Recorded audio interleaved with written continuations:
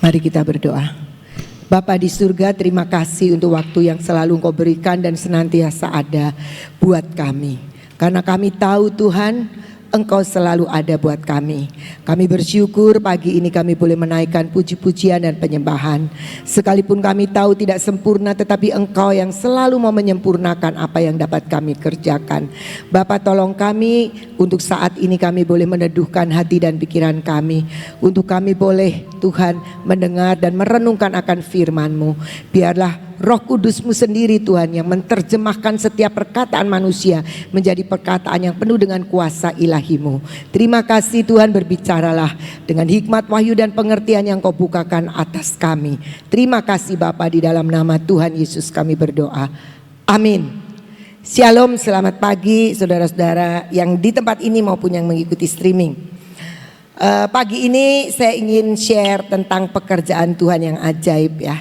Kemarin sebenarnya ada pesan dari Sofi, Tante lanjutin aja yang saya. Tapi entah bagaimana saya berdoa dan Tuhan mengarahkan saya untuk cerita tentang pekerjaan Tuhan.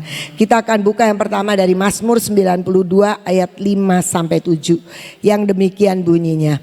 Sebab telah Kau buat aku bersukacita ya Tuhan dengan pekerjaanmu. Karena perbuatan tangan-Mu aku akan bersorak-sorai. Betapa besarnya pekerjaan-pekerjaan-Mu ya Tuhan. Dan sangat dalamnya rancangan-rancangan-Mu. Orang bodoh tidak akan mengetahui. Dan orang bebal tidak akan mengerti hal itu. Kembali ke yang ayat 5. Dikatakan gini. Engkau membuat aku bersukacita ya Tuhan dengan pekerjaan-Mu. Jadi di sini saya merenungkan, iya ya, pekerjaan Tuhan itu sebenarnya semua yang menjadi karya Tuhan itu buat hidup kita itu selalu menguntungkan dan kita harus bisa bersukacita. Cuma seringkali kita nggak ngerti, masa ya aku susah begini mesti bersukacita. Kita nggak tahu bahwa pekerjaan Tuhan itu pasti mendatangkan sukacita dan kemenangan buat kita. Karena perbuatan tangan Tuhan aku bersorak-sorai, pemazmur bilang begitu. Lanjut. Dan dikatakan betapa besarnya pekerjaan-pekerjaan-Mu ya Tuhan. Kalau kita mau merenungkan pekerjaan Tuhan itu pasti besar. Gak ada yang kecil. Pekerjaannya besar sebab Dia adalah Allah yang besar. Dan sangat dalam rancangan-rancangannya. Tuhan punya rancangan, punya skenario. Itu seringkali kita gak ngerti. Dan ternyata sangat dalam rancangan Tuhan. Tetapi ayat 7 bilang begini. Orang bodoh tidak akan mengetahui. Dan orang bebal tidak akan mengerti. Kalau kita tidak bisa mengerti rancangan Tuhan, kalau kita tidak bisa menangkap pekerjaan Tuhan, maka kita tergolong orang yang bodoh, orang yang bebal. Orang bebal itu dikasih tahu berkali-kali gak ngerti-ngerti. Itu orang bebal. Saudara-saudara, saya teringat dengan hari-hari ini Tuhan bikin selalu ajaib. Kalau kita cerita taman Tuhan udahlah terlalu banyak yang diceritain. Tetapi hari-hari ini ada keajaiban, Ibu Nani yang cerita tentang madu yang seperti susu. Dan memang rasa susu. Dan airnya juga menjadi susu. Kalau ada yang sudah mungkin dari luar kota juga sudah datang. Kalau orang Sion sih sudah ya ke taman Tuhan. Pasti lihat suasana baunya susu. Dan dikatakan di situ Ibu Nani menyampaikan bahwa kita sedang dibawa masuk kepada era atau musim. Di mana musimnya itu adalah ke musim susu dan madu. Saya jadi teringat bagaimana bangsa Israel mendapatkan janji untuk masuk ke tanah Kanaan, tanah yang penuh dengan susu dan madu. Tapi ternyata dari sekian banyaknya bangsa Israel yang dapat janji itu di Mesir, ketika mereka keluar dari Mesir, yang bisa masuk ke tanah Kanaan yang penuh dengan susu dan madu cuma 2 orang, yaitu Yosua dan Kaleb. Dan kita tahu bagaimana kemarin Pak Hadi juga menyampaikan, karena ada 12 pengintai yang 10 menyuarakan satu berita yang berbeda dengan firman Tuhan, tapi Yosua dan Kaleb dia pegang akan janji Tuhan. Dan kemarin diingatkan untuk kita tuh dengar suara yang benar-benar suara yang dari Tuhan. Jangan dengerin yang lain. Nah, saya waktu itu menangkap ini era yang sebenarnya kita akan dapatkan. Apalagi Bu Nani bilang nanti di doa 15 jam itu Tuhan mungkin akan berikan. Dan Ibu Nani bilang orang Sion dulu harus nikmati. Nah berarti kita itu akan dapat privilege untuk terima itu. Masalahnya bukan sekedar terima itu. Apakah ketika kita terima janji dan kita nikmati susu itu, yakin bahwa kita akan masuk ke kehidupan yang penuh susu dan madu. Nah saya cerita di sini bahwa ternyata kita lihat rangkaian pekerjaan Tuhan. Kalau karena saya sudah dari tahun 82 saya pindah ke Cirebon, terus bergabung dengan Eklesia ya 83, 84-an gitu ya. Sampai sekarang saya melihat pekerjaan Tuhan yang luar biasa dan kita itu kagum banget dengan pekerjaan Tuhan. Walaupun pekerjaan Tuhan itu seringnya kita nggak ngerti awalnya. Dan sampai sekarang ada radio, ada sekolah, ada beberapa divisi yang terjadi. Kita tahu bagaimana kehidupan Eklesia ini luar biasa sampai ada taman Tuhan. Di taman Tuhan itu ada begitu banyak pekerjaan Tuhan. Tetapi gak semua bisa nangkep. Masa iya sih? Masa daun plastik bisa keluar minyaknya? Masa cawat anggur begitu aja keluar madunya? Hati-hati, orang bodoh tidak ngerti. Orang bebal gak bisa nangkep. Jangan kita tempatkan ke orang seperti itu. Karena memang kalau ikut Tuhan itu modalnya itu percaya. Percaya itu belum tentu kita sudah terima. Namanya percaya, iman itu selalu merupakan sebuah harapan yang nanti pasti jadi kenyataan. Nah, saya mau katakan apa di sini? Mari kita belajar mendasari hidup kita untuk memperhatikan pekerjaan Tuhan. Dan saya hari-hari ini sedang terus dibuktikan sama Tuhan tentang pekerjaan Tuhan. Saya akan merenungkan, mari kita merenungkan ada 3 hal. Yang pertama dalam pembangunan bait Allah. Kita lihat dalam pembangunan bait Allah di dalam Esra 1 ayat 1 dan 2 dikatakan demikian. Pada waktu itu bangsa Israel ini sedang merana sekali sehingga ditawanlah orang Israel ini ditawan. Ada yang ketinggalan sih di negeri itu, tapi hidup mereka akan sangat sulit sekali. Nah, dikatakan pada tahun pertama zaman Kores raja negeri Persia. Kores itu raja Persia, bukan raja Yehuda, bukan raja Israel. Tuhan menggerakkan hati Kores raja Persia itu untuk menggenapkan firman yang diucapkan oleh Yeremia. Sehingga disiarkan di seluruh kerajaan Kores secara lisan dan tulisan pengumuman ini. Beginilah perintah Kores raja Persia. Segala kerajaan di bumi telah dikaruniakan kepadaku oleh Tuhan. Kores itu bukan anak Tuhan loh. Tapi dia ketika jadi raja, dia udah bilang, ini nih kerajaan ini Tuhan yang mengkaruniakan kepadaku. Ajaib ya, kita yang orang Kristen seringkali kan gua pinter, jadi gua lah yang berhasil. Tapi Kores enggak. Dikatakan bahwa segala kerajaan di bumi telah dikaruniakan kepadaku oleh Tuhan Allah semesta langit. Dia Tuhan menugaskan aku Raja Kores untuk mendirikan rumah baginya di Yerusalem yang terletak di Yehuda. Ajaib banget ya. Kores itu bukan anak Tuhan. Dia raja Persia. Dia nggak kenal siapa Tuhannya Israel. Tapi dia bisa mengatakan gini, Tuhan Allah semesta langit itu nugasin aku untuk mendirikan rumah baginya di Yerusalem. Waktu itu bait Allahnya sudah hancur. Dan nugasin bikin itu bukan di daerahnya dia. Di daerah jajahannya. Ajaib menurut saya ini. Dan itu Tuhan bilang, kita harus mengagumi pekerjaan Tuhan. Lanjut di ayat 4-6 bahasa Indonesia masa kini. Jika ada seorang dari umatnya di tempat pembuangan ini yang memerlukan bantuan untuk dapat pulang. Karena nih orang-orang Israelnya yang mau bangun bait Allah pada pulang sana. Maka tetangga-tetangganya harus memberikan bantuan itu. Mereka harus memberikan kepadanya perak dan emas, bekal untuk di jalan serta binatang muatan.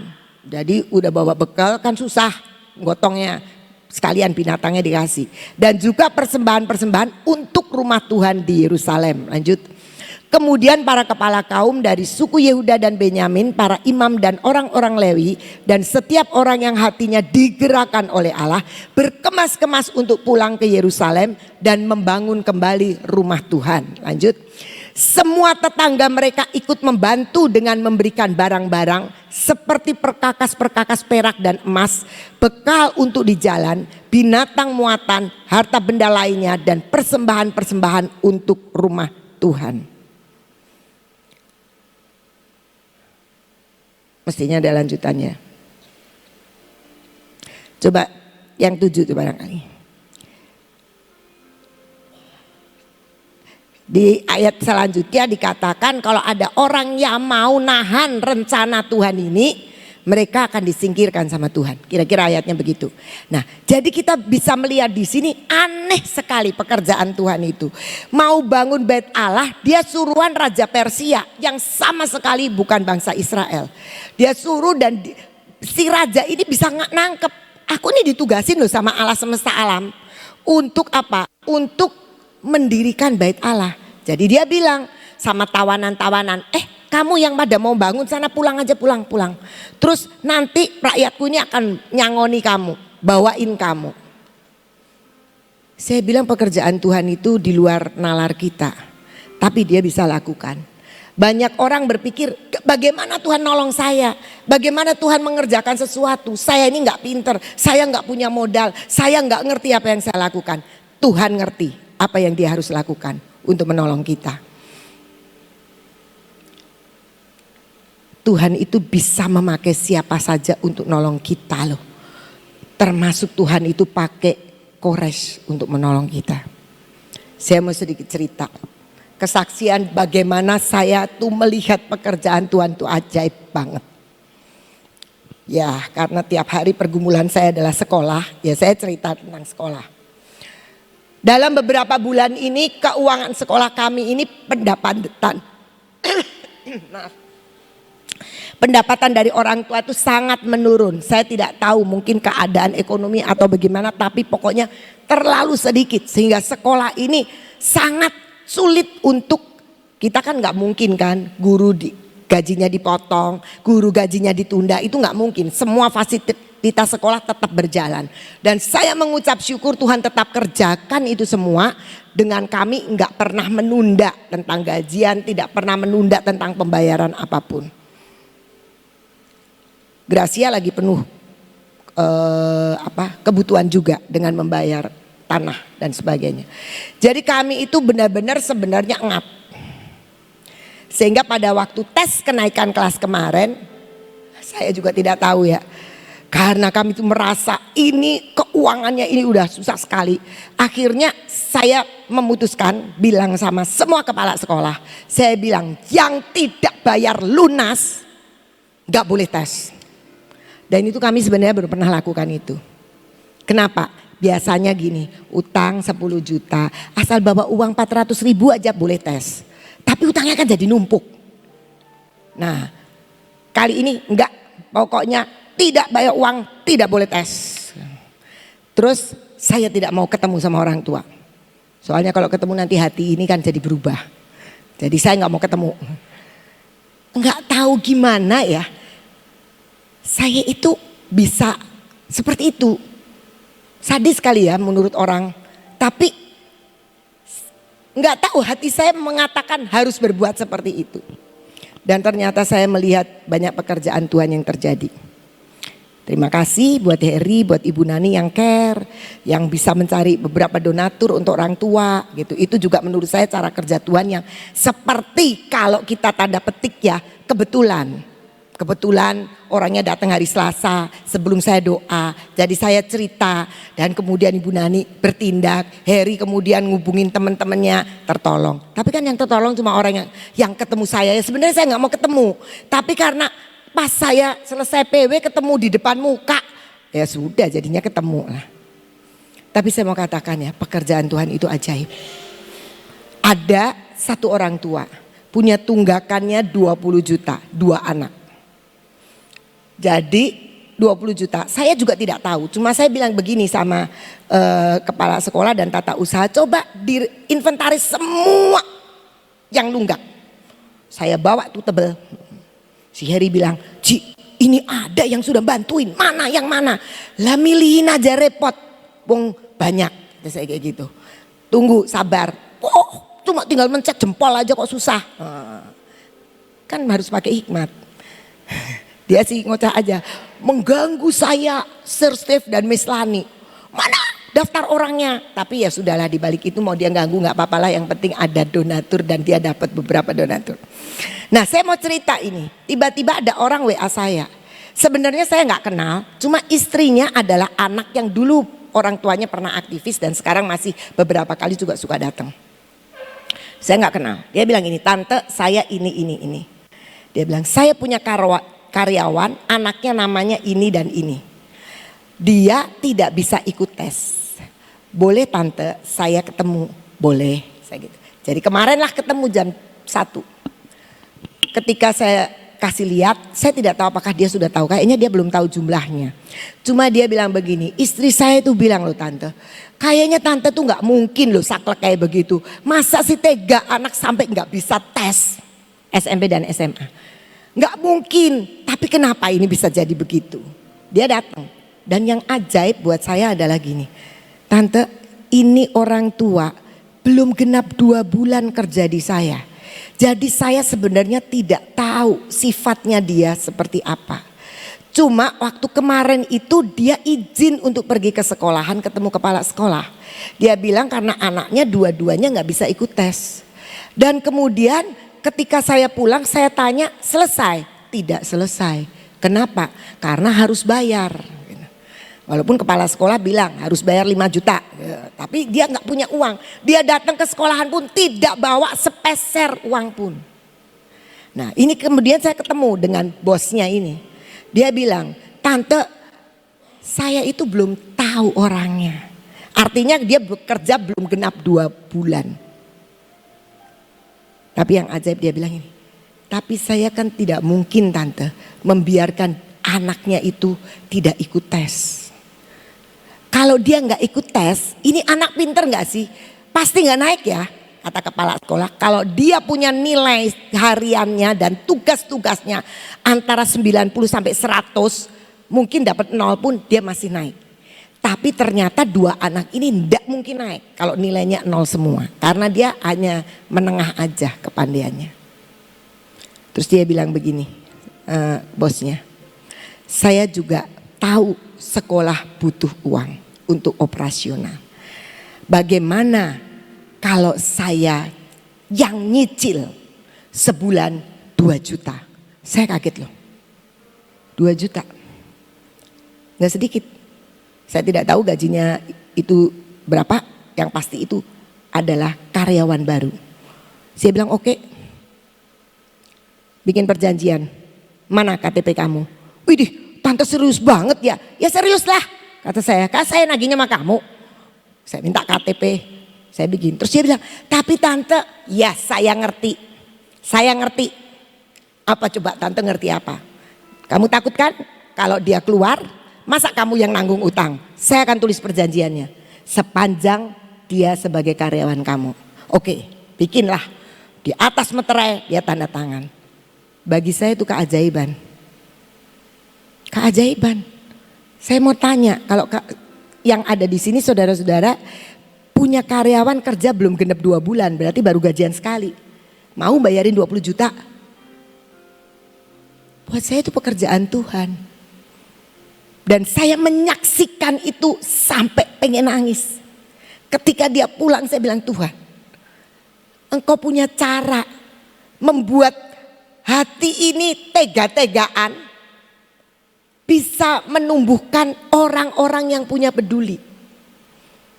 Saya bilang itu pekerjaan Tuhan. Tuhan bisa perintahkan orang itu. Bosnya itu bukan orang Gracia loh. Kan orang Gracia biasa penuh kasih semua ya. Ini bukan. Saya gak tahu dia dari gereja mana. Tapi dia bilang gini, mana mungkin ya tante, saya diemin ada anak gak naik karena gak bisa ikut tes. Ya itu bagianmu. Sebelum pulang dia bilang gini, tante gak salah ya kalau saya bisa jadi berkat. Sangat tidak. Dan dia pulang. Saya bilang saya tidak akan ngomong sama orang tuanya, kamu sendiri yang ngomong sama karyawan kamu dan kamu tunjukin aja ini perjanjiannya. Saya bilang pekerjaan Tuhan itu sangat mungkin apapun terjadi. Kores bukan orang Yahudi, dia raja Persia yang nawan orang Yahudi. Kenapa Tuhan bisa bicara sama dia untuk menolong bangsa Israel untuk pulang dan membangun bait Allah. Jadi kita jangan batasi pekerjaan Tuhan. Dan ternyata kita harus menyadari kalau kita nggak mau dipakai Tuhan, Tuhan bisa pakai orang yang tidak mengenal Tuhan. Dan kita akan kehilangan begitu banyak berkat dan kesempatan. Dalam pembangunan bait Allah, Tuhan tuh bisa dan bertanggung jawab. Dengan apa? Kan ada ongkosnya bangun bait Allah. Nanti tetangga-tetangga digerakkan, ayo semua pada bantuin. Bawain tuh barang-barang emas perak, bawain sama orang-orang Israel yang pada pulang. Bawanya repot ya. Binatang-binatang untuk ngangkut itu barang-barang emas dan perak. Tuhan kita itu Tuhan yang luar biasa. Kalau kita mau lihat pekerjaannya, maka kita akan terkagum-kagum. Mari kita saat ini sedang masuk pada musim susu dan madu. Jangan sampai kita miss karena apa? Nggak percaya. Masa iya sih, bener gak sih? Barangkali petugas taman tuh yang ngocorin SKM. Karena mirip SKM, susu kental manis. Madunya itu mirip susu kental manis. Jadi nanti kita ada yang ngomong, jangan-jangan itu tuh dikocorin dulu sama sama petugas taman. Saudara cari pegawaian pisan.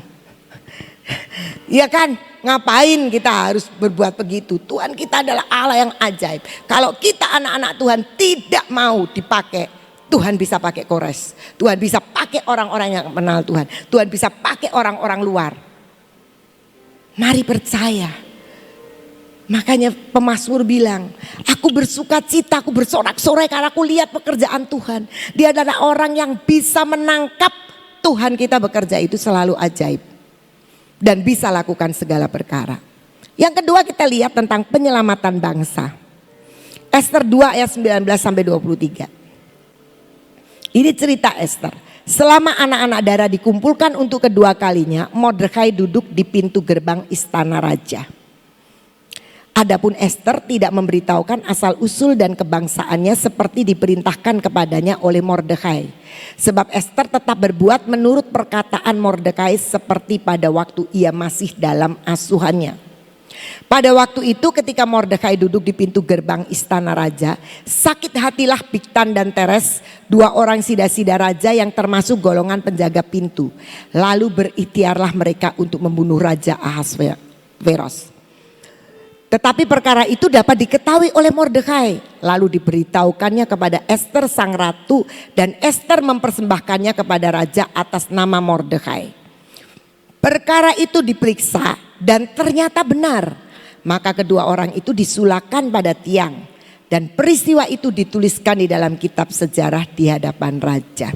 Saya tidak tahu apa motivasi Mordekai mengajukan Ester untuk ikut dalam kompetisi pemilihan permaisuri. Tapi yang pasti Mordekai ini punya anak asuh namanya Ester. Sebenarnya sepupu. Tapi kemudian karena mungkin usianya beda jauh, Ester diangkat seperti anaknya. Nah dia tahu Ester ini cantik banget. Jadi ketika raja kehilangan Ratu Wasti, merana, usul daripada pegawai-pegawainya, cari istri lagi aja, permaisuri lagi. Oke setuju, diadakanlah pemilihan. Nah Mordekai ini melihat Ester ini rupanya cantik dan perfect banget ya. Jadi diajukan. Dan singkat cerita Ester terpilih menjadi ratu permaisuri. Nah satu ketika kita cerita ada Haman. Belum cerita Haman dulu Ring. Satu ketika si Mordekai ini sebagai ayahnya suka kepengen tahu, kepo lah. Pengen tahu nih Ester nih di istana ngapain sih gitu. Dia jadi kerjanya itu jalan-jalan kayak penganggur bayi ya. Jalan-jalan ke istana gitu ya. Sambil mau denger-denger Ester itu di dalam istana ngapain. Karena dia bilang, Ester kamu jangan ngaku kalau kamu orang Yahudi. Saya juga tidak tahu kenapa. Tetapi yang pasti semua ada dalam skenario Tuhan. Jangan ngaku kalau kamu orang Yahudi ya. Nah, Mordekai kan pengen tahu Esther ini beruntung banget enggak? Sudah beruntung jadi ratu tapi diperlakukan apa enggak jelas. Jadi dia sering keliling-keliling gitu. Dari keliling-keliling kupingnya dia dengar ada Bigtan dan Teres yang kepengen bunuh raja. Dia dengar, wah ini raja dalam keadaan gawat nih. Nah, dia ceritalah, dia suruh orang untuk menyampaikan ke Esther peristiwa itu. Esther kemudian cerita sama raja dan singkat cerita rajanya menyelidiki dan memang benar. Jadi Bigtan dan Teres itu disulakan, digantung gitu ceritanya. Terus apa? Peristiwa itu dicatat di buku sejarah. Tok, sudah cuma itu saja. Dicatat, oh pernah terjadi peristiwa ini gitu. Nah kemudian kita lihat selanjutnya Esther 6 ayat 1. Pada malam itu juga raja tidak dapat tidur, maka bertitahlah baginda membawa kitab pencatatan sejarah lalu dibacakan di hadapan raja. Suatu hari rajanya nggak bisa tidur. Saya mau tanya saudara-saudara, kalau saudara malam nggak bisa tidur apa yang dilakukan? Baca Alkitab. Hebat sekali baca Alkitab ya. Iya memang benar, tapi baca Alkitab nanti nggak bisa tidur. Baca aja bilangan, Tawarikh yang cerita keturunan itu nanti jadi ngantuk ya. Apalagi kalau kita nggak bisa tidur. Kalau saya nggak bisa tidur, tidur sambil bahasa roh aja, nanti lama-lama capek tidur. Ada cara-cara kita itu biasanya kalau nggak bisa tidur kita tetap bolak-balik di ranjang kita. Tapi ini raja enggak. Raja ini bisa tiba-tiba dia satu malam tidak dapat tidur. Biasanya namanya raja ya. Mestinya tuh dia bisa perintahin apa aja. Saya pikir harusnya raja itu begitu dia nggak bisa tidur, panggil dayang-dayang, pijetin saya. Oh, mestinya kan begitu. Tapi enggak. Dia bilang gini, bawa kitab pencatatan sejarah. Lah itu kan bikin nggak bisa tidur lagi. Baca. Nah, jadi dia lihat kitab pencatatan sejarah lalu dibacakan di hadapan raja. Dan saat itu raja langsung tahu cerita tentang Mordekai. Orang yang menyelamatkan dengan melaporkan berita itu untuk menurut raja. Terus rajanya tanya gini, dan di situ didapati suatu catatan tentang Mordekai yang pernah memberitahukan bahwa Bigtan dan Teres, dua orang sida-sida raja yang termasuk golongan penjaga pintu, telah berikhtiar membunuh Raja Ahasiveros. Dan selanjutnya dikatakan apa? Maka bertanyalah raja, kehormatan dan kebesaran apakah yang dianugerahkan kepada Mordekai oleh sebab perkara itu? Jawab para biduanda raja yang bertugas pada baginda, kepadanya tidak dianugerahkan suatu apapun. Mordekai ini udah buat baik-baik tapi enggak dapat hadiah apa-apa. Marah? Enggak juga. Mordekai santai-santai aja. Tapi satu hari Tuhan membuat suatu perhitungan di mana berita tentang Mordekai itu sampai ke telinga raja. Enggak dikasih apa-apa. Aku nih selamat loh, enggak jadi mati. Itu si Mordekai enggak dikasih hadiah. Enggak dianugerahkan apapun. Kalau kita cerita selanjutnya, besoknya kemudian apa? Raja ini manggil Haman. Haman, ada orang begini. Terus Haman, oh harus diginiin. Dia pikir dia. Ternyata Mordekai, dan Mordekai mendapat peninggian di depan raja. Nah, yang saya mau katakan adalah Tuhan itu kalau mau mengangkat kita, mau memberkati kita tuh gampang. Dia bikin Mordekai mau ditinggikan. Dia bikin raja gak bisa tidur. Dia bikin raja kepengen baca pencatatan sejarah. Siapa yang bikin? Pasti Tuhan. Dan itu pekerjaan Tuhan untuk memberikan apresiasi kepada Mordekai. Jadi gak usah takut kita tuh. Kalau kita itu udah kerja capek-capek. Kok saya gak dapat apresiasi ya? Gak ngerti tak? GK tuh capek sekali loh. Semua enak, kita sudah masak. Udah begitu yang makan mending ngasih apresiasi. Ini gak enak. Kenapa gak ada itu? Terus kita kesel, gak perlu. Tuhan itu sanggup untuk mengapresiasi kita dengan caranya sendiri. Dia bisa bikin raja. Oh raja aja dibikin gak tidur bisa. Apalagi kita yang bukan raja, dibikin gak tidur ya bisa kan. Nah Tuhan itu sanggup.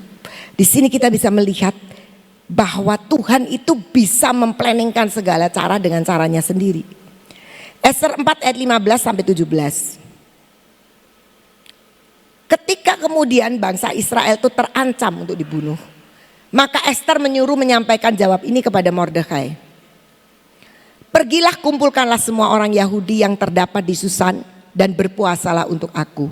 Janganlah makan dan janganlah minum 3 hari lamanya, baik waktu malam, baik waktu siang. Aku serta dayang-dayangku pun akan berpuasa demikian dan kemudian aku akan masuk menghadap raja. Sungguh pun berlawanan dengan undang-undang, kalau terpaksa aku mati, biarlah aku mati. Maka pergilah Mordekai dan diperbuatnyalah tepat seperti yang dipesankan Ester kepadanya. Dan kita tahu kemudian pada suatu hari bangsa Yahudi ini terancam untuk dibunuh karena kejahatan Haman.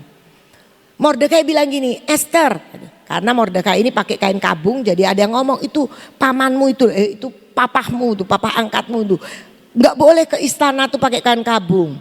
Jadi Ester bawain pakaian, suruh nih dikasih, nggak mau Mordekai. Terus ditanya ada apa? Ini kamu tahu nggak? Bangsamu ini lagi diancam mau dibunuh. Tapi kamu mestinya ngomong sama raja. Ester bilang aku sudah 30 hari ini nggak pernah diundang raja. Hukumnya kalau aku ngadep raja ada resiko di mana kalau raja nggak suka aku akan mati. Tapi kalau raja suka dia akan mengulurkan tongkat emas. Memangnya dikira siapa tahu kamu tuh di istana tuh untuk urusan ini kamu nolong. Akhirnya apa yang dilakukan Ester? Ya udahlah, yuk kita puasa. Aku dan dayang-dayangku puasa, bangsa Yahudi juga suruh puasa. Saudara, kita 1 Juli nanti puasa kan? Buat apa puasa? Sebenarnya sama seperti Ester, menyiapkan satu wadah. Wadah yang bersih, wadah yang besar kata Ibu Nani, wadah yang bersih kata Sofi kemarin nyampaikan. Dengan cara apa kita berpuasa? Jadi kita bisa tahu di sini, ketika akan ada pekerjaan Tuhan yang besar, maka kita harus bagian menyiapkan supaya kita terima itu. Ketika akan ada dan kita terima SKM tadi, susu kental manis ya, tapi yang ajaib dari surga ya, susu yang ajaib dari surga. Kita harus menyiapkan diri untuk benar-benar kita menjadi orang yang akan terima itu. Dan pekerjaan Tuhan itu bukan hanya Tuhan yang kasih kita dapat itu terus kita pikir ya sudah nanti Tuhan bagian menggenapkan. Enggak. Bangsa Israel dijanjikan masuk tanah Kanaan, ada bagian yang harus dikerjakan bangsa Israel. Apa? Percaya. Percaya dan ngikutin apa yang jadi kehendak Tuhan. Masalahnya bangsa Israel nggak percaya. Pengintai itu cuma disuruh ngeliat terus kasih tahu. Yang diceritainnya lebar. Kita kayak belalang, dia raksasa, pasti kita kalah. Nyoba aja belum perang, sudah bilang kita pasti kalah. Jadi itu kadang-kadang kita seperti itu. Gak mungkin lah aku diberkati, gak mungkin lah aku terima susu dan madu. Gak mungkin lah aku tuh jadi orang yang bisa memberkati orang lain. Hidupku aja sekarang pas-pasan. Selama kita bilang gak mungkin, yang terjadi tidak mungkin. Sehingga bangsa Israel cuma 2 dari yang keluar yang masuk ke tanah Kanaan, yang menikmati tanah perjanjian susu dan madu. Kita tahu Tuhan itu punya planning yang sering kali kita gak ngerti. Dengan cara dia bisa mengerjakan lewat Kores, dia bisa mengerjakan lewat bos Anda, yang mungkin kita pikir gak mungkin bosku itu akan nolong. Fakta tertolong itu. Dan hari ini anaknya yang SMA harus ikut susulan karena sudah habis kemarin. Yang SMP masih ada dan bisa ikut tes. Kalau saya mau ceritakan terlalu banyak pekerjaan-pekerjaan Tuhan yang ajaib hari-hari ini. Yang ketiga dalam pergumulan pribadi. Kalau tadi kita cerita bait Allah, kemudian kita cerita penyelamatan bangsa. Sekarang pribadi, ini kan cerita bangsa. Bu Ina, ini pribadi aku punya pergumulan. Nah, jadi kita lihat 2 Raja-Raja 5 ayat 1-3. Kehidupan Naaman, cerita lagi. Naaman panglima Raja Aram adalah seorang terpandang di hadapan tuannya dan sangat disayangi. Sebab oleh dia Tuhan telah memberikan kemenangan kepada orang Aram. Tetapi orang itu seorang pahlawan tentara sakit kusta. Orang Aram pernah keluar bergerombolan dan membawa tertawan seorang anak perempuan dari negeri Israel. Ia menjadi pelayan pada istri Naaman. Berkatalah gadis itu kepada nyonyanya, sekiranya tuanku menghadap nabi yang di Samaria itu, maka tentulah nabi itu akan menyembuhkan dia dari penyakitnya. Apakah ada di sini Pergumulan Naaman pengen sembuh kustanya. Dari 3 ayat nih gak ada bilang Naaman pengen sembuh. Naaman di Aram mungkin orang sakit kusta masih bisa jadi panglima. Kalau di Israel gak bisa. Orang sakit kusta harus minggir, harus keluar dari perkemahan bangsa, harus tinggal di luar perkemahan, terasing, dikucilkan sebagai orang yang najis. Tapi rupanya Naaman panglima Raja Aram ini, dia tetap sakit kusta, tetap jadi panglima.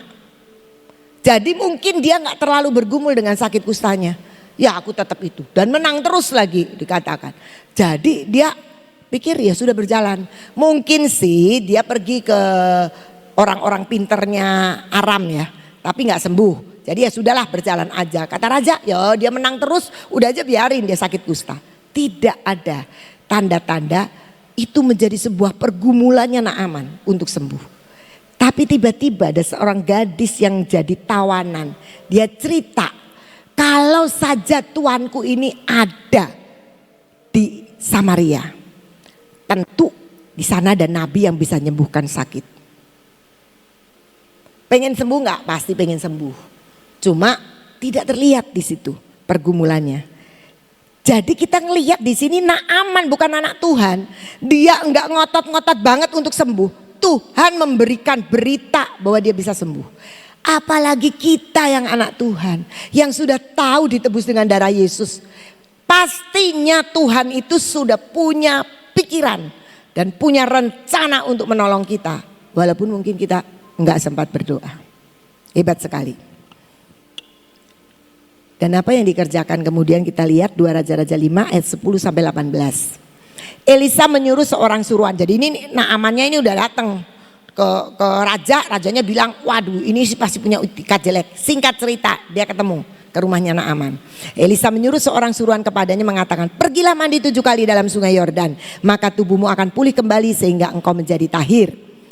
Tetapi pergilah Naaman dengan gusar sambil berkata, aku sangka bahwa setidak-tidaknya ia datang keluar dan berdiri memanggil nama Tuhan Allahnya. Lalu menggerak-gerakkan tangannya di atas tempat penyakitku itu dan dengan demikian menyembuhkan penyakit kustaku.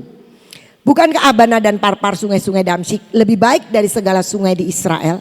Bukankah aku dapat mandi di sana dan menjadi tahir? Kemudian berpalinglah ia dan pergi dengan panas hati. Tetapi pegawai-pegawainya datang mendekat serta berkata kepadanya, Bapak, seandainya nabi itu menyuruh perkara yang sukar kepadamu, bukankah Bapak akan melakukannya? Apalagi sekarang ia hanya berkata kepadamu, mandilah dan engkau akan menjadi tahir. Maka turunlah ia membenamkan dirinya 7 kali dalam sungai Yordan sesuai dengan perkataan abdi Allah itu. Lalu pulihlah tubuhnya kembali seperti tubuh seorang anak dan ia menjadi tahir. Kemudian kembalilah ia dengan seluruh pasukannya kepada abdi Allah itu. Setelah sampai tampillah ia ke depan Elisa dan berkata, sekarang aku tahu bahwa di seluruh bumi tidak ada Allah kecuali di Israel. Karena itu terimalah kiranya suatu pemberian dari hambamu ini.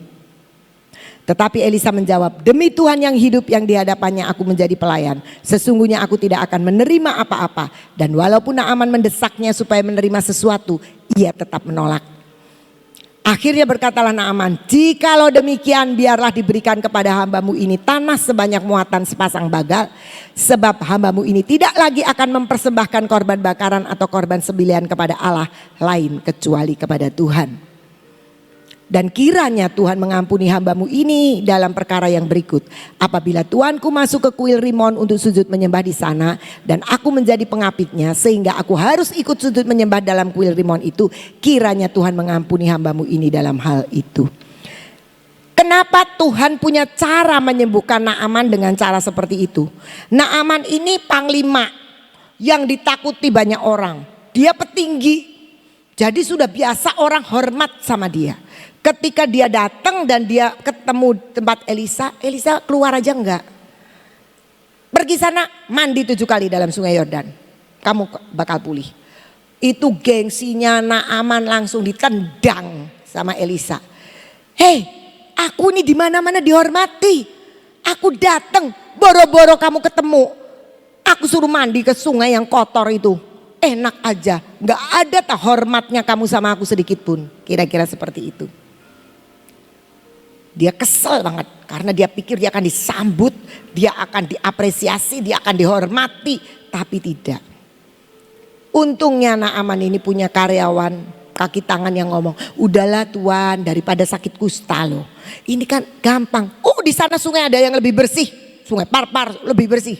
Iya, tapi kan disuruhnya di sini. Nanti aku akan di sana nyemplung juga, nanti aku tahir. Enggak, ini nabinya, ini nyuruhnya di sini. Udah turutin aja cuma 7 kali. Apa susahnya? Dengerinlah Naaman. Dia kemudian lakukan dan dia tahir. Naaman kaget sekali. Dan kemudian Naaman balik lagi ke Elisa. Dan kemudian dia mau kasih persembahan tapi Elisa gak mau. Tapi yang paling penting dari setiap pekerjaan Tuhan yang dilakukan untuk Naaman. Apa? Yaitu Naaman tahu bahwa tidak ada lain Allah siapapun seperti Allah Israel. Dan dia bilang, aku gak mau nyembah lagi dewa-dewa yang ada di negeriku. Dia bilang sama Elisa, tolong sih ya Elisa, Tuhan itu ngampuni aku. Kalau aku masih bertugas untuk nganterin raja. Ketika raja itu nyembah itu. Tapi hatiku gak nyembah. Cuma karena sebuah pekerjaan aku harus seperti itu. Dan Elisa bilang gak apa-apa. Yang saya mau katakan adalah Naaman ini tidak terlihat dia bergumul baik. Tapi Tuhan menolong dia. Apalagi kita. Saya baru ketemu orang tua murid lagi. Orang tua murid ini dia dalam kesulitan ekonomi sama, utangnya juga banyak. Tapi saya sangat tahu kondisinya dia karena anaknya itu dari TK ada di kami. Dan saya tahu dia dalam keadaan yang kekurangan. Cuma dia itu berdoa sama Tuhan. Tuhan, aku punya anak 4. 2 masuknya di negeri. Mbok aku tuh ya orang Kristen, bisa sekolah di sekolah Kristen. Dia berdoa. Dan waktu itu dia masukin anak ke TK. Dengan sangat-sangat murah. Tapi kemudian dia bilang begini. Dia datang waktu anaknya masuk SMP. Waktu masuk SD juga masih gak punya duit. Waktu masuk SMP dia tiba-tiba gini. Miss, aku punya uang 3 juta miss. Hasil nabung. Aku mau tetap sekolah di sini karena aku diberkati ketika aku bawa anak sekolah di Terang Bangsa. Dia cerita. Saya kan penasaran. Dia cerita bagaimana dia diberkati. Sudah punya motor, dulu gak punya, jalan kaki kalau ke sekolah. Nah, sekarang udah punya, jadi aku punya ini. Saya tahu dari cerita begitu, ada banyak orang punya duit 3 juta tapi diumpetin kalau sekolah aku cuma punya 500 ribu. Nah, tapi dia tuh jujur. Jadi saya lihat dia kondisinya bagus. Tapi kemudian anaknya yang keempat itu kecelakaan, harus operasi, dia kehilangan pekerjaan, harus nganter anaknya di Solo 2 tahun, 4 kali operasi. Dengan BPJS memang. Dan dia bilang Tuhan kasih kemurahan banyak sekali. Dan dia itu sekarang ini utang di sekolahannya cukup banyak. Tapi dia bilang begini, aku doa terus sama Tuhan Miss. Aku nih doa, aku bilang gini, Tuhan aku bukan orang males. Aku mau kerja tapi pekerjaanku sudah hilang. Karena tempat di mana aku dulu dagang sudah dipakai orang. Dan aku sudah kehilangan gerobaknya. Sudah hilang gerobaknya. Aku udah gak punya uang sama sekali. Tapi engkau harus tahu Tuhan. Bahwa aku ini bukan orang males. Aku mau kerja apapun yang kamu suruh. Dia bilang saya tiap hari doa bisa 5-6 kali minta gerobak. Kemarin dia cerita. Tahu Miss apa yang terjadi. Tiba-tiba ada orang Jakarta, entah dari mana, mulut ke mulut bisa nemuin aku dan bilang gini. Kamu pengen kerja ya? Nggak kenal, jadi kenal. Kamu pengen kerja, udahlah cari rumah. Aku kontrakin, Nami kamu kerja, terserah. Mau sebagai karyawan, jualan, nanti aku kasih gaji. Atau sebagai bagi hasil, terserah kamu. Dan terjadi sekarang dia kontrak rumah. Lagi persiapan mau buka. Yang dia katakan begini. Tuhan itu loh Miss. Aku tuh ndak minta rumah. Karena dia tuh selama ini masih ngontrak bayar per bulan. Aku mintanya gerobak. Tapi sekarang aku dapat rumah tanpa bayar. Dan aku dikasih pekerjaan. Saya mau kasih tahu. Tuhan kita itu punya skenario yang melebihi dari yang kita puru. Melebihi dari yang kita pikir. Dia bisa mengadakan yang lebih dari yang kita minta. Dan itulah Tuhan kita. Saya hanya ingin, mari saudara-saudara. Tuhan itu bisa pakai siapa saja. Bahkan sampai orang yang bukan Kristen pun bisa dipakai. Tuhan tuh bisa bikin siapapun untuk bisa menolong kita. Tuhan itu bisa bikin dan menjawab lebih daripada yang kita doakan. Dan itulah pekerjaan Tuhan. Tuhan dapat memakai siapapun, Tuhan bisa memberi lebih dari yang kita doakan. Dan planning Tuhan selalu sempurna. Saya mau kasih tahu, hari-hari ini siapkan kita untuk masuk di sebuah musim susu dan madu. Jangan kita seperti sebagian orang Israel, tapi kita mampukan untuk kita sama seperti Yosua dan Kaleb. Cuma memegang janji Tuhan dan mempercayai Tuhan itu ajaib. Tolong kembali ke Mazmur tadi, Mazmur 92. Biarlah kita mengatakan di depan Tuhan, Tuhan, pekerjaan Tuhan itu ajaib. Bahwa aku tuh bersorak-sorai dan bersuka cita sebab pekerjaan Tuhan itu luar biasa. Caranya gimana? Enggak perlu tahu, itu bagian Tuhan. Yang kita perlu tahu adalah ucapan syukur dan percaya. Sebab telah kau buat aku bersuka cita ya Tuhan dengan pekerjaanmu. Karena perbuatan tanganmu itu aku mau bersorak-sorai. Dan lanjut, bukan Esra ya, Mazmur.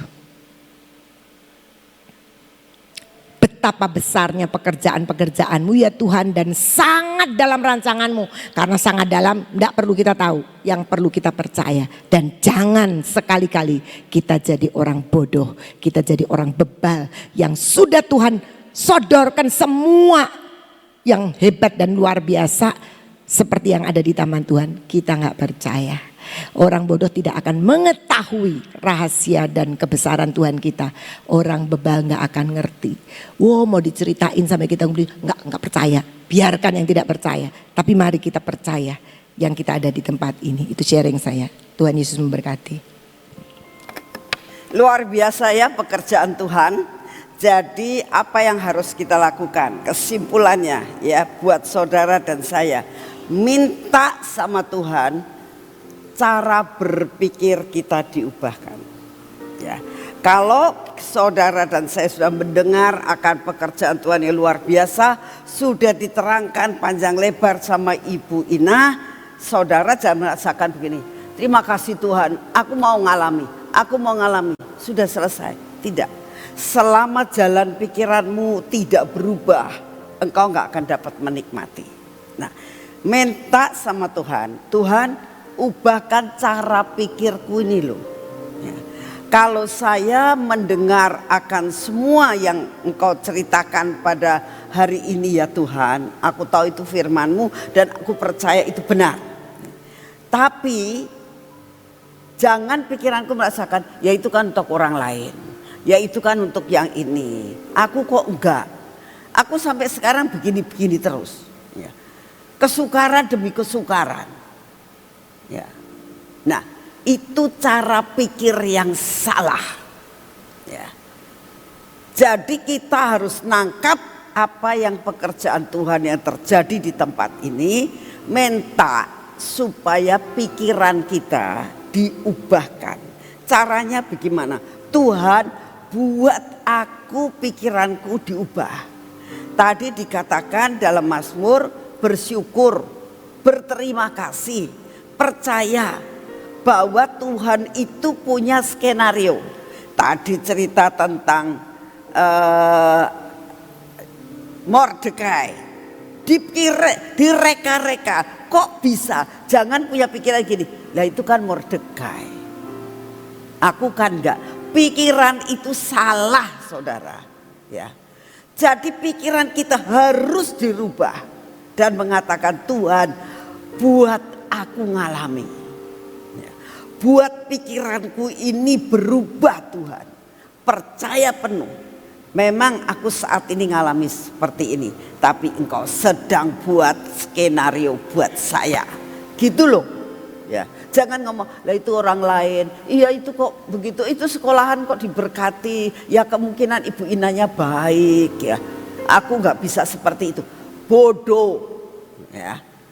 Kita harus katakan Tuhan, kalau kau tolong sekolahan, kalau kau tolong bisa bayar tanah 4 miliar, yang dapat dikatakan Di sini tidak ada orang donatur yang tetap, ya.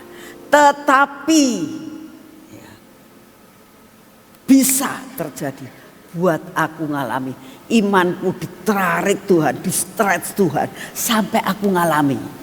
Nah, kalau dengar tadi cerita tentang seseorang yang pengen minta dondangan aja, dondangan kan itu tadi ya, dondangannya, tapi akhirnya Tuhan buat ada orang seperti itu. Jangan ngomong niru, jangan. Tapi katakan, Tuhan buat jalan, Engkau buat jalan keluar buat hidupku. Begitu. Jadi benar-benar kita itu minta diubah cara pikiran kita. Selama jalan pikiranmu selalu ya nggak bisa, mungkin saya gini, udahlah aku menyerah. Itu bukan menyerah namanya, ya. Tapi masa bodoh. Menyerah dan masa bodoh itu berbeda. Kalau masa bodoh itu, siapa jerelah, ya, nggak mau kerja, nggak mau usaha, ya itu namanya masa bodoh. Jangan harap yang seperti itu diberkati Tuhan loh. Terus terang, ya. Kita harus usaha. Saudara, sekali lagi saya mau sampaikan, ya. Untuk masuk ke Kanaan, Tuhan kasih tahu ini tuh loh susu dan madu.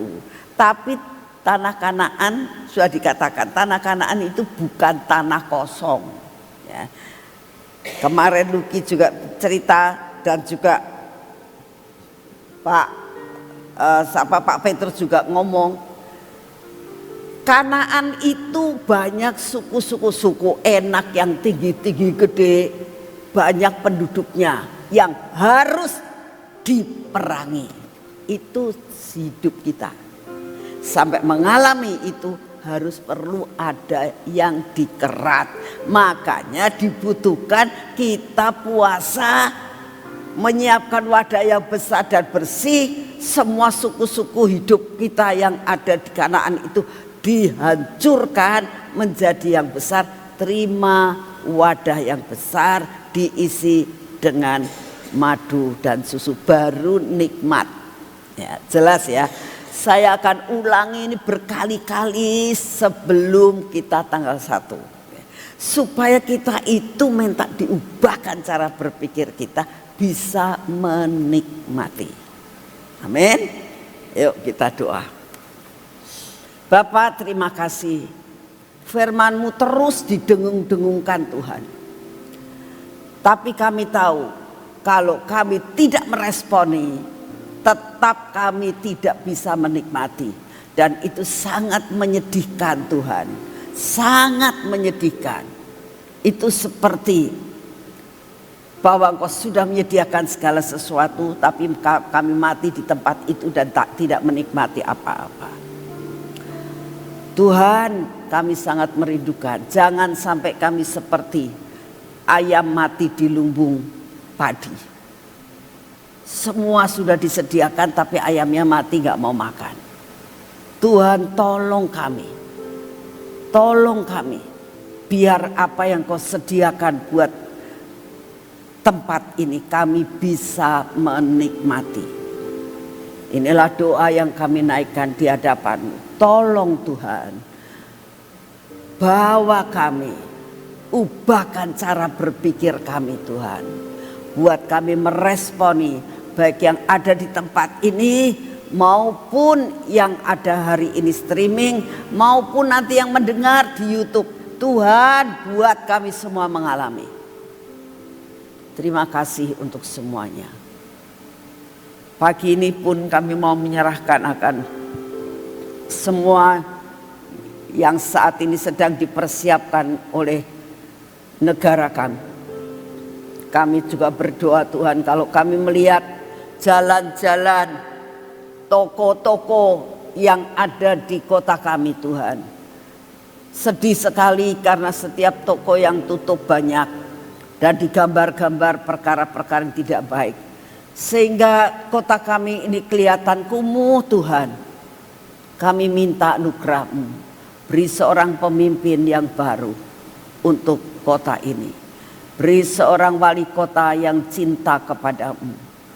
Wali kota yang cinta akan kota ini. wali kota yang mau berkorban, dan wali kota yang mau menata kota ini Tuhan menjadi kota mempelai yang luar biasa. Kami minta di dalam nama-Mu, Engkau yang akan menentukan. Engkau punya skenario atas kota ini karena kami ada di tempat ini. Terima kasih untuk kasih setia-Mu. Bapak, kami juga berdoa saat ini untuk bangsa dan negara kami secara global Tuhan. Engkau yang akan menentukan pemimpin-pemimpin yang baru Tuhan untuk dapat melakukan bagiannya seperti yang Engkau mau. Kami juga berdoa saat ini, berikan kepada kami kekuatan kesehatan yang daripada-Mu, supaya kami Tuhan dapat melakukan bagian kami dan mencapai garis akhir. Bapak, kami sangat merindukan tempat ini tidak ada kekurangan. Semua anak-anak-Mu yang terlibat di dalam eklesia ini, yang menerima semua janji ini, akan mengalami susu dan madu dan akan mengalami kelimpahan. Terima kasih untuk semuanya. Terima kasih Tuhan, dan jagai hidup kami di dalam kelimpahan ini. Kami tetap tahu siapa diri kami. Kami diberkati untuk menjadi berkat. Terima kasih untuk semua dan semuanya. Kau berikan jalan pikiran yang baru untuk kami. Bapak, kami sangat merindukan. Pakai kami untuk lawatan. Lawatan di pulau-pulau sampai ke ujung bumi. Pakai kami Tuhan. Dan pakai semua yang terjadi di taman sampai ke ujung bumi. Nama-Mu dipermuliakan. Terima kasih untuk kasih setia-Mu. Dalam nama Tuhan Yesus. Mari kita masuk dalam pengurapan.